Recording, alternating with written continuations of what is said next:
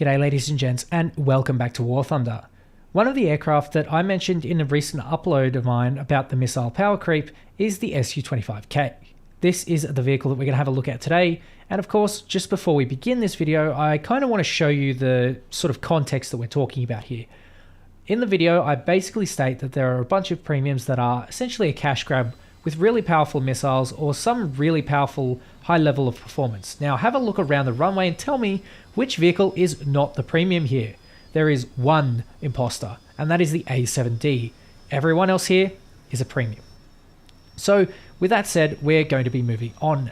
There isn't really much to be said about the Su-25K. It's a ground attacker, it's got some pretty poor flight performance, it's a chunky monkey, it's got a lot of armor, and of course it's got the two R60Ms, and the R60Ms are really the selling point of this plane. It's essentially two quick and easy kills that you can get. Again, not much brain used. I've got two very quick kills here, and the Jaguar is coming in. That means that I can use guns. I have about 250 rounds per gun of 23mm, and I have a decent amount of cannon for the 30mm as well.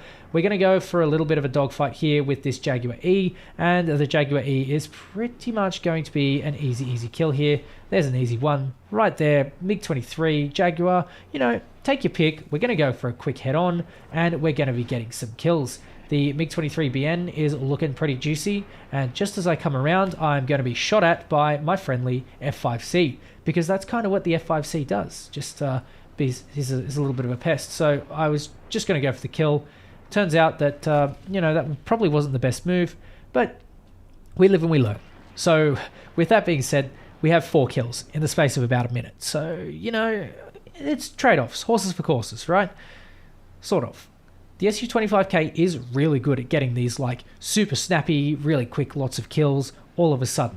It's kind of down to its slow speed, but it's also down to the ability to sort of just throw missiles everywhere really quickly.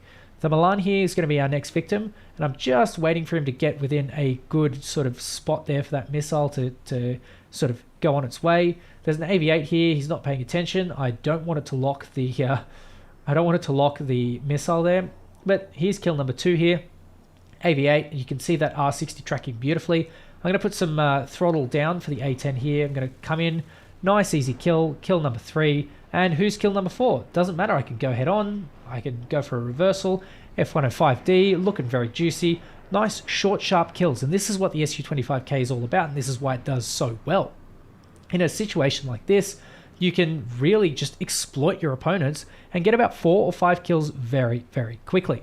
Now, whilst the F105 is essentially throwing away his plane, you know, this is kind of one of the simple examples of a bunch of people sort of not knowing what to do with their aircraft. But the long and short of it is, this is not particularly uncommon. The F105D is perhaps one of the planes that is, you know, being exploited in this case, but in other times, it might be an F-86 Sabre, it might be some other poor 8.7. You never know. It's kind of a mixed bag every single time you do this sort of thing. The Su-25K is, you know, too much. Just quite plain and simple, it's just too much. And whilst I completely fuck this shot here and go for my ace, this is the type of thing I'm talking about. No single match drags itself out. And that's the problem with the Su-25. It's not good for the long game. So it's really bad for the matchmaker. If you lose out early on, you pretty much lose 2 easy kills. You also lose a plane that isn't really that good. And the longer the match drags out, the worse it becomes. Quick head on here with the AV-8. That's all she wrote. I'm looking for the planes above me here. It looks like this F4C is getting very juicy. So I'm going to go for the shot there. Hopefully that missile strikes home. It strikes a critical hit, and I believe it sets him on fire. Nice, easy kill. This is the type of thing I'm talking about. Because you have such strong missiles, you just put the guns where you want them, and then you quickly snap to where you want the missile to go, and the missile just tracks. And then you basically end up popping a couple flares here and there, going head on a couple times, and because you have the volume and all of the weaponry, you don't really have a problem getting kills. It's staying alive that's the problem. This plane really sucks at staying alive because it's just not able to keep up in dogfights. The AV-8A here is kill number 3. That's nice and easy. And of course, when you have your teammates around, it is a little bit easier to stay alive, but it's not a plane that is good for the longevity of a match and therefore the longevity of this game. It's a pretty poorly positioned aircraft, and being a ground attacker, it simply, quite frankly, doesn't suit this matchmaker.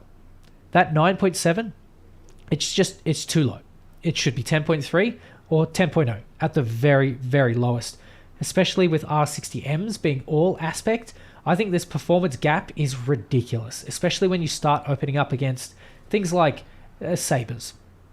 Coming up against the Sabre is nothing short of unfair for the Sabre. It's just plain and simple. It doesn't have the capability to deal with an R60, let alone an R60M. And of course, it's just going to struggle to kill you. It almost tops out at the same speed. There's a, I don't know, maybe like a 50 or 60 kilometer per hour discrepancy there. But the Su-25 just has more at its disposal, and it's a ground attacker.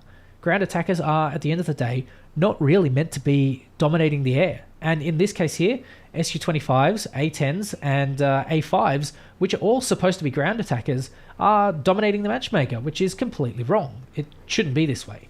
It should be the complete opposite. They should be getting shit on by the fighters. And that's kind of what happens with the A4. And I believe the A4 to be genuinely well balanced. But this particular plane here is a very poor example of this type of balance.